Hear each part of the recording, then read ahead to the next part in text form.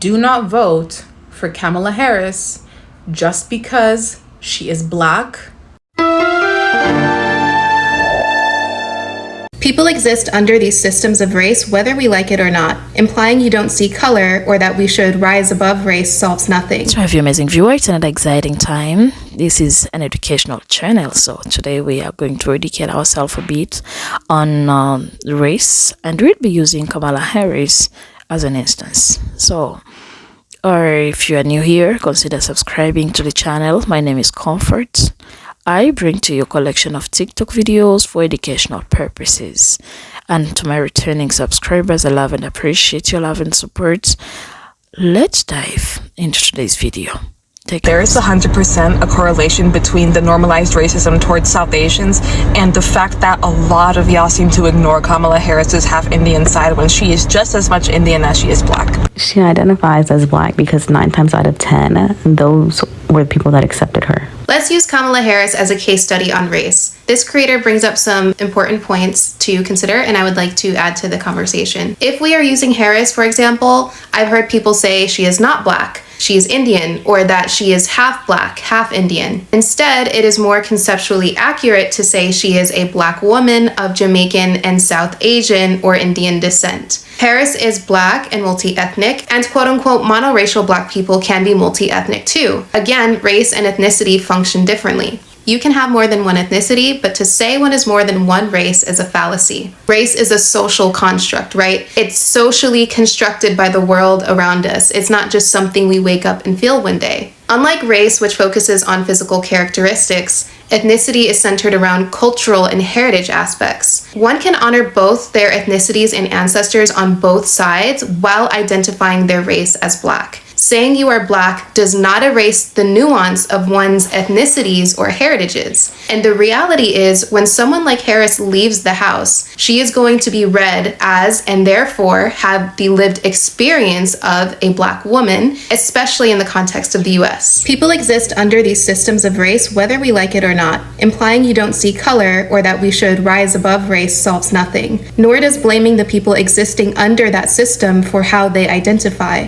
Regarding the idea of mixed race, race is not biological, where we are 1/4 this, 1/3 that. We are whole human beings, which is not to simplify the complexity of us as individuals. The notion of mixed race perpetuates this idea that there are pure races to begin with, which is not scientifically valid. Again, race is not biological, but it is social, thus has social ramifications. And remember, there are monoracial black people that are lighter complected, and darker skinned mixed people exist as well. So this complicates this idea of saying you can identify a quote-unquote mixed race person just by looking at them. Darker skinned people who have parents of different races do exist. Even more, the category of mixed race would theoretically consist of a mixture of a bunch of different backgrounds, right? So bucketing all these people into one mixed race category doesn't make a lot of sense. And some have argued that a mixed race person is not the same as a full black person because they have different experiences in the world.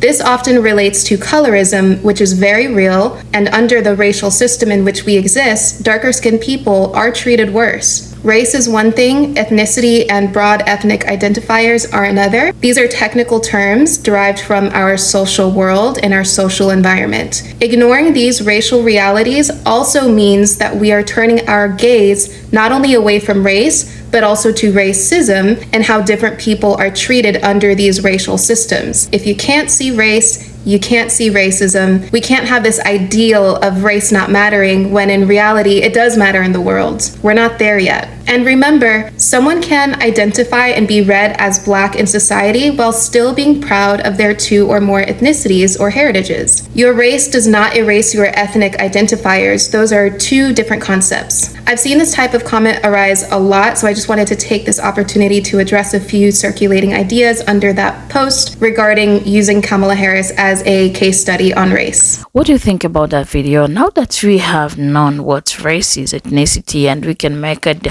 difference, we can draw the lines. We just want us to look at this video right here. this lady is bringing to our attention something that is beyond race in relation to voting. So I have a question for you that will lead us to this clip. Is race enough reason to determine that we should vote for one person and not the other? And what do you think about what she has to say? Because she's a Black American but also a Christian, and she is speaking of the agenda that is being advanced by the candidate that you want to choose. It's important for us to look beyond race and do what God will for us. So I'll let you listen. I can say it better than what she has really elaborated her opinion, and let me know what you think about this. As a Black woman living in the United States, I am telling you, do not vote for Kamala Harris just because she is Black and just because she is a woman.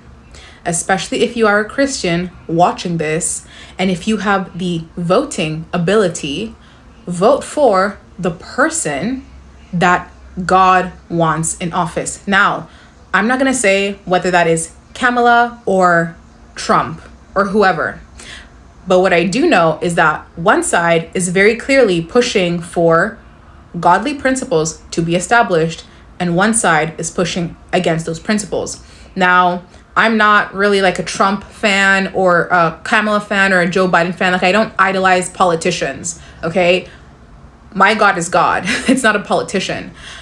But because I put God above everything else, I want God's will to be done in America and on earth as it is in heaven.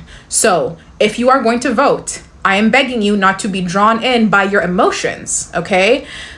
It's the same thing that happened with Obama. A lot of people, Black people, voted for Obama because it was so emotional, and this was the first Black president. But when you look at Obama's presidency, he really didn't do that much for Black people. In fact, Obama did more for gay people and gay rights than he ever did for Black people and Black rights. Therefore, do not be carried away by your emotions, and don't think that just because she is Black and she is a woman that she has our best interest at heart, okay? And go and look at her history. Go and look at what she did prior to being vice president and ask yourself if this is a woman who has women's interest at heart or Black people's interest at heart. So I'm not telling you what to do. All I'm telling you is, especially if you're Christian and you believe in God, to pray about it first and really ask yourself, what does God want me to do? Who does God want me to vote for? What policies align with godly principles and what policies don't? So God bless you. That was it about this video. I've personally enjoyed it and I've learned a few things. I don't know what you think about that. The choice is yours. I really don't have much to say concerning who you should vote. But when it comes to race and ethnicity, it's important for us to really understand before we even start making some kind of argument, because this is an ongoing conversation on TikTok right now. It's a really trending and burning topic where people are really wanting to know, and some don't want to hear something else than what they know. So what do you think? I'll leave you at this particular point, but I will also encourage you to check out for more videos from this channel. I appreciate that you spent your precious time with me. I love and appreciate you. Goodbye for now. Ciao. Au revoir.